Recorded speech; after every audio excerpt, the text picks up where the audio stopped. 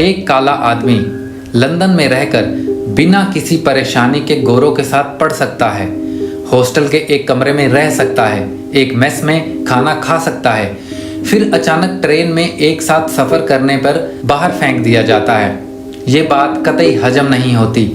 यही आदमी बाद में उन्हीं गोरों की सेना में सार्जेंट मेजर बनता है और दक्षिण अफ्रीका में ब्रिटिश वॉर में उसकी तैनाती एम्बुलेंस यूनिट में होती है। मिलिट्री यूनिफॉर्म में उन करमचंद जी की फोटो पूरे इंटरनेट पर उपलब्ध है।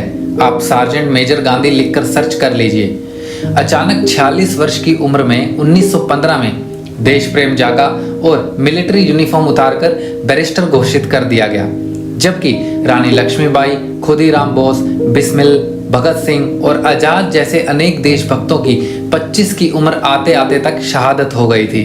फिर उनको महात्मा बुद्ध की तरह शांति अहिंसा का दूत बनाकर दक्षिण अफ्रीका से सीधे चंपारण भेज दिया जाता है, जहां नील उगाने वाले किसानों के आंदोलन को वे हैक कर लेते हैं। अहिंसक होते आंदोलन को अहिंसा शांति के फुस आंदोलन में बदल देते हैं।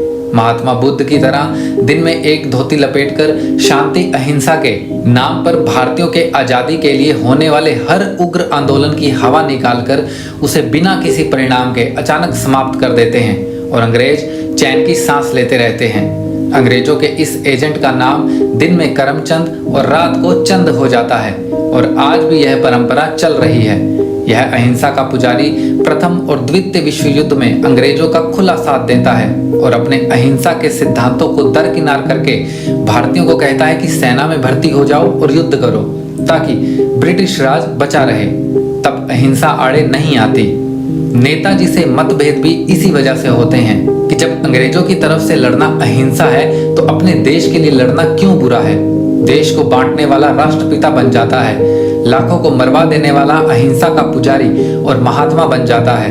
दिल्ली के मंदिर में कुरान पढ़ने की जिद पूरी करने पुलिस बुला लेते हैं, पर कभी मस्जिद में गीता या रामायण पढ़ने की हिम्मत नहीं जुटा पाते।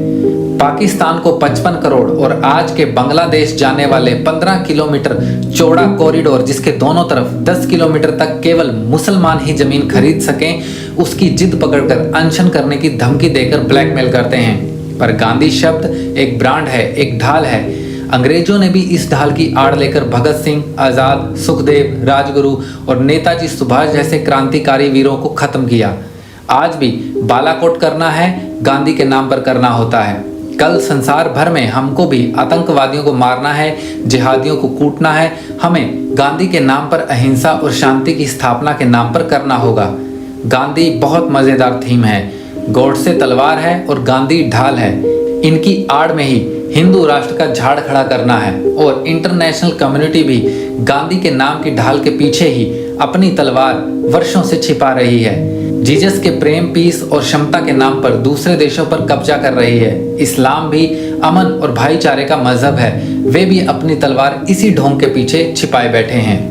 तो दोस्तों, ये थी हमारी आज की जानकारी। उम्मीद करते हैं आपको बहुत पसंद आई होगी। अगर आपको ये वीडियो अच्छी लगी है तो प्लीज़ इसे लाइक कीजिए, शेयर कीजिए, हमारे चैनल को सब्सक्राइब कीजिए और अपने सुझाव हमें कमेंट बॉक्स में भेजिए। धन्यवाद।